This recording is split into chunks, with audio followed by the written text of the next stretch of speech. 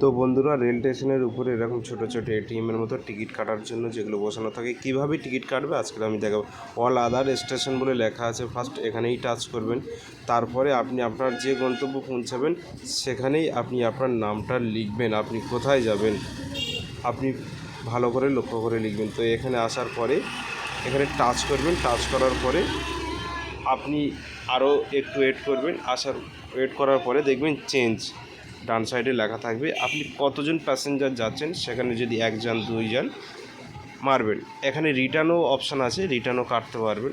আপনার সঙ্গে যদি কোনো বাচ্চা থাকে আপনি বাচ্চার ওই চাইল্ড বলে লেখা আছে ওখানেও টাচ করতে পারবেন। আপনি এখানে মেল এক্সপ্রেস সবই কাটতে পারবেন। তো আমি এখন 2 জন যাচ্ছি, 2 জনই মারলাম।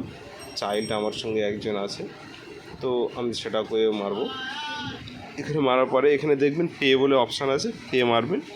পে মারার পরে আপনি কীভাবে পে করতে চাইছেন, আমি ইউপিআই কিউআর কোড দিয়ে মারবো।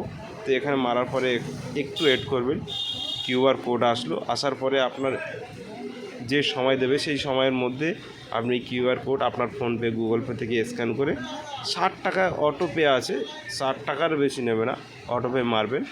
মারার পরে আপনার এখান থেকে অটোমেটিক পে হয়ে যাওয়ার পরে একটু ওয়েট করবেন, নিচে দেখবেন আপনার টিকিট চলে আসবে।